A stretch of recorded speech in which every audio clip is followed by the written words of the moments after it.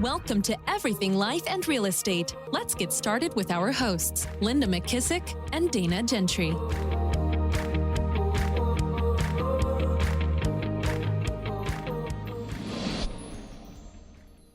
Welcome to Everything Life and Real Estate. I'm Linda McKissack. And I'm Dana Gentry. Hey, Dana, how are you? I am good. How are you? You're drinking out of a Christmas mug in the Christmas spirit. Well, actually, it's kind of a Holland Lake Lodge mug. It's more of a Montana. You know, Montana feels like Christmas all the time because they got mooses and they got bears and they got all the snow and all the things. Is it like cold? Like, what is it there today? I think it'll probably be like up on the mountain. It'll be a little colder. It'll be like probably maybe, I don't know, 30 or something. Not bad. We're actually having a little bit of a warm streak or something. So, but like one day, like last week, we went up and skied or whatever, this week or last week, I don't know. And it was like 18 up on top. Oh, wow. It was cold. Yeah. And it ended very badly for Jimmy because he took me on a route that I told him was going to be too hard and he didn't listen. It was not pretty. Let's put it this way. We walked back up a mountain, a hill, whatever, and with our skis off, because I had fallen so many times, and rode the gondola down. I mean, the good news for he and I is it can get very heated for just a few minutes, mostly on my side. But by the time we're on the gondola, we're laughing. You know what I mean? But it's not very fun. And it's because I told him, look, I want to take it easy. I want to break myself into this because I usually hate skiing. My feet hurt, my shins hurt. I'm not a skier. I got my boots right and everything, but then he takes me on this one that is icy and terrible. And I told him, I said, you go up first and then come back down and get me if it's an easy one. No, it'll be, anytime he says the word, it'll be all right, I should immediately not listen. I mean, I've been so sick before. And he's like, oh, get in the car. You won't throw up or any of those other things that you might happen. And the minute he says that, it's like, Linda, the radars in your head should go off and you should say, no, I am not going with you. I'm staying right here in this house, right here, right next to everything I might need, being sick as I am. Jimmy. Oh my gosh, that cracks me up. He kills me. Oh, you'd think I'd learn. I'm a slow learner on some things. So I can't wait for Jimmy to see what I got him for Christmas. It's nothing fancy. It's just hilarious. He's going to love it so much. Actually, and I forgot to tell you this. I was in Columbus this past week and Tony and Diana were there and I had no idea. And she texted me and said, I saw you're in Columbus. And I said, yeah, I'm here. And Tyler Dickerhoof came and spoke to my office. So me and Heather and Tyler, and then Teresa Kinney and her husband, and then Tony and Diana came to dinner, but then they brought the infamous Dr. Whitfield and his wife. So I finally got to meet Dr. Whitfield. Isn't he a character? He is. Yes, he was so funny. So you can imagine, I mean, we were all over the place at dinner, from real estate to health to like everybody that had a health problem, because Teresa's husband is a doctor too. So, so we left and Heather said she said, my mind is really stretched after this dinner, because Heather, she's so funny. I mean, as long as I've been in the wellness arena and longevity and all that stuff, some of the stuff, I mean, like, he's out there. Yeah, big time. Yeah, it was interesting for sure. But anyway, so I told Tony, I said, I have to tell you what I got Jimmy for Christmas. And he started laughing. He said, oh, he'll like that. Well, I can't wait. That's hilarious. That's so funny. All right. Yeah. So this week, one of the things I love about what COVID made us realize is there's so many things out in the world that you can connect with and never leave your house. So this week, I knew I was going to be in Montana and I'm like, what are some things I really wanted to get accomplished that I haven't done yet? And one of them was go through KOLBE training. Yeah. And for those of you that don't know, KOLBE is an assessment it's the only assessment that is, I won't say this right, but conative, which is about how you do things, how you take action. It is actually the only one that's out there. And the cool story behind it is Kathy KOLBE I first got introduced to it through Strategic Coach. When you do Right. Strategic, it's one of the assessments that they immediately have you do. And she actually there is an assessment that that measures intelligence called the Wonderlic. And Oh, her maiden name is Kathy Wonderlic. So her dad cool. created that assessment. That I've never heard of that. I think I heard of it years ago when Keller Williams was hiring some executives. I think I heard, or maybe Diana and I talked about it. I've heard about it a little bit. I've always been scared to take it because it's like the intelligent ones. I'm like, let's don't do that one. That might just make me feel bad or something. Yeah. I might doubt myself if I take that one. But anyway, so her dad created that, and she worked with little kids. And one of the things that she noticed working with little kids is that it wasn't about intelligence, that it was about how they figured out how to do something. Oh, So that made her start thinking that maybe there was something to each person's way that they actually accomplish something, they do something. So that's where she started working on the assessment called the KOLBE. And it's really interesting because, you know, you and I talked a little bit about the importance, I think, of doing assessments is not to put you in a box, but to honestly let you out of a box. yeah. I noticed 2 days ago, whenever I did the training, a lot of the people were apologetic about their assessment. Mm-hmm. And what I realized, especially this one lady that was quick start like me, I realized that over time, what you have to do is learn where that's working for you and where it's not working for you. So here's a real good example. Like it says on here. Can we tell them real fast what the KOLBE, like it's 4 numbers. Yep. It's 4 numbers and it is, let me see. It's Fact finder. follow through, quick start, and implementer. And implementer doesn't mean that you implement something. It means about working with your hands, like touching and feeling and that. Oh, I didn't know that. Yeah. It's not really, honestly, the follow through is more about implementing. Right. If you think about it. So, and there's no magic way that the numbers add up. There's no good or bad. It just is. And so follow through. So on example, do you remember what yours was? Yeah, and I feel like mine's not like, I remember when I saw this, I was like, I think this is bad. Mine's a 4483. Okay, so mine's a 4294. So we're very similar. Right? Yeah. So, and I'd never used it to the full extent. And so I thought I really want to learn. 4293. Yeah, 4294. Oh wait, 4294. Oh yeah. Ours are only okay. Real close. And so probably why we like each other so well. It's like, I like you. I like you too. And why we also have to have somebody else to help us get something done. Exactly. So here's a good point on this. So it says Carnival's tips: commit, but to very little. Dana, commit, but to very little. Yeah. So you can start once you have these. Yeah. You can. And on the communication one, this one blew me away. I'm thinking, God, this has been my whole life. The first thing it says to me on communication is it's not just what you say, it's how you say it. Do you know how many times I've been told that by Jimmy? Yeah. Wow. My daughter and I don't see it. Yeah. Something. He's like, I'm like, but you say the same thing. And he goes, Linda, it's not what you're saying, it's how you're saying it. Wow. Yeah. I mean, that could have saved me so much pain the earlier I would have learned it, right?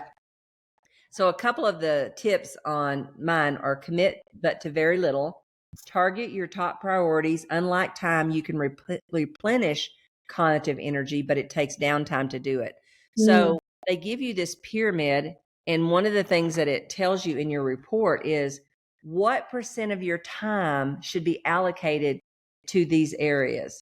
So to innovate, which is my quick start, I should be spending at least 47% of my time.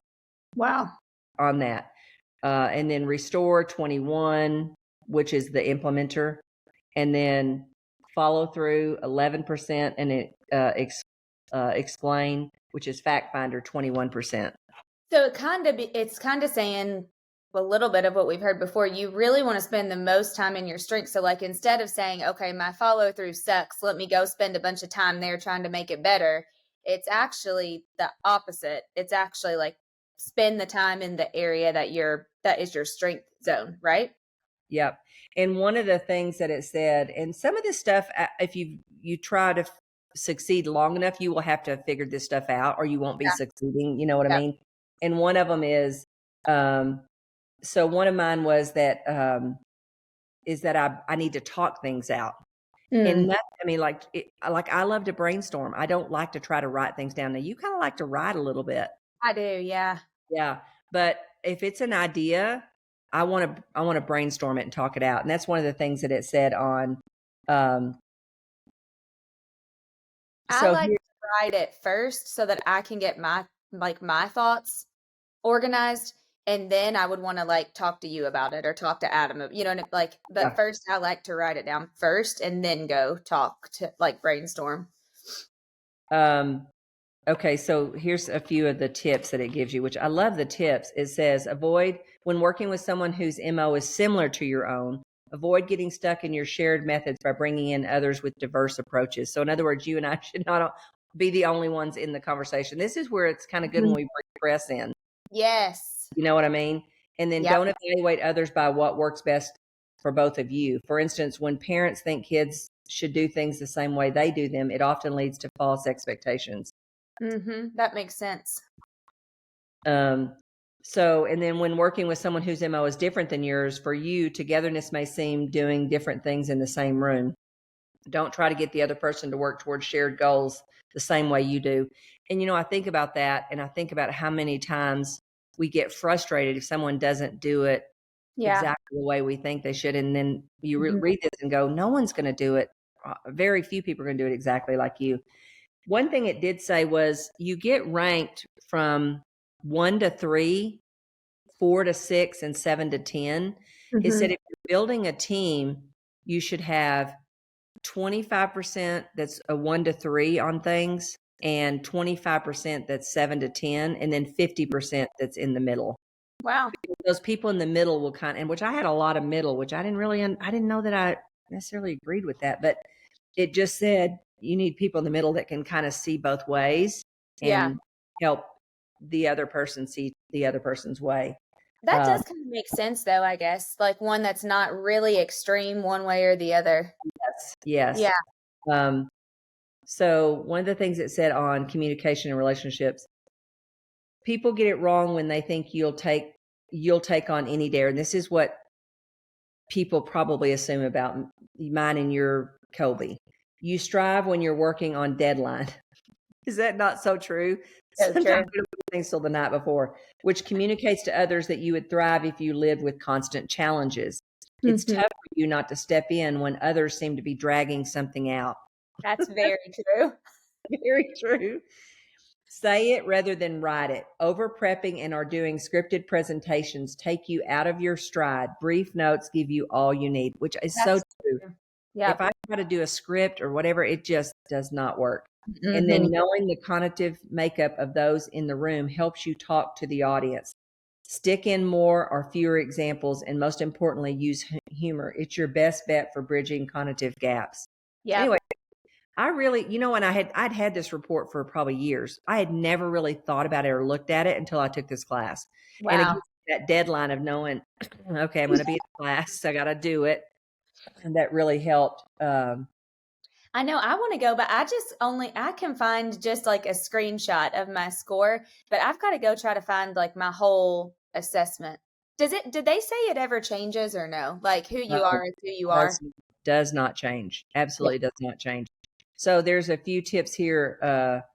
The truth is you need to understand about yourself. You need to vary activities to keep your mind engaged. And that's so true. If you wind up doing something that's repetitive. I was just going to say that's definitely me, which is also though why I think the committing to a lot of things gets me in trouble.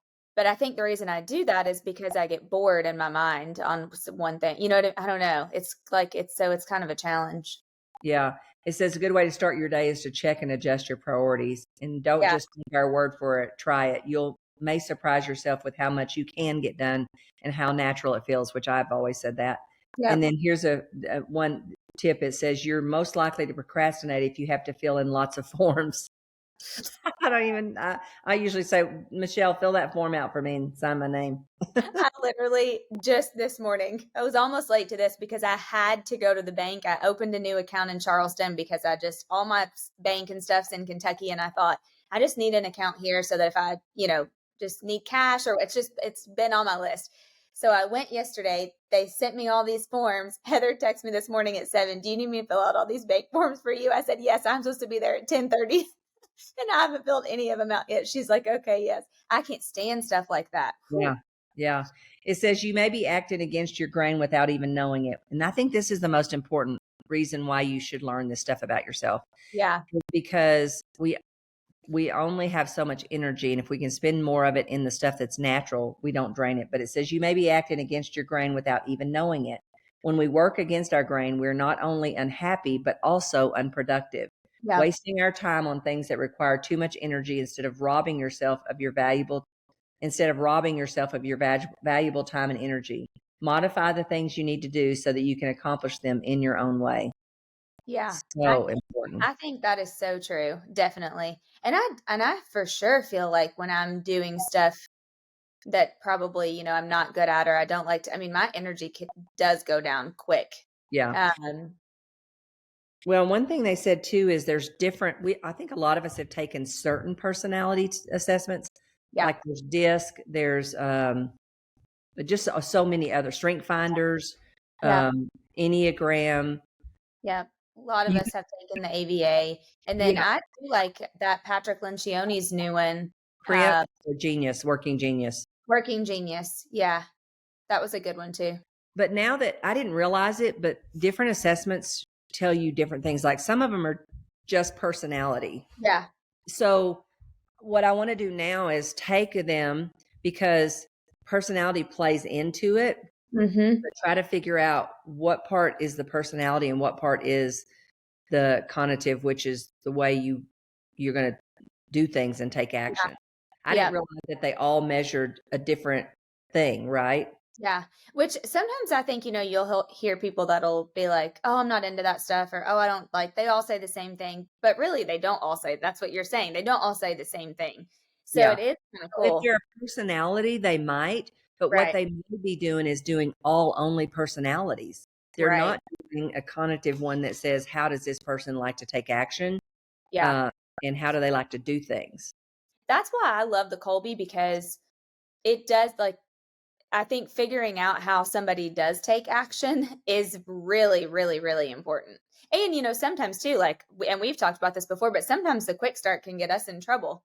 And so, I like how there's not a right or a wrong. Sometimes I think forever I used to get so annoyed. People would say inside a KW, like on the ABA, if you're not a whatever, then you don't. And I'm like, I don't really know if I believe that, because there's pros and cons to everything. You just have to know what you are so that you can know what your strengths are, but then also know what your weaknesses are. Because even if you're, high in one thing and low in another, that doesn't necessarily mean good or bad. It's just who you are. Yeah.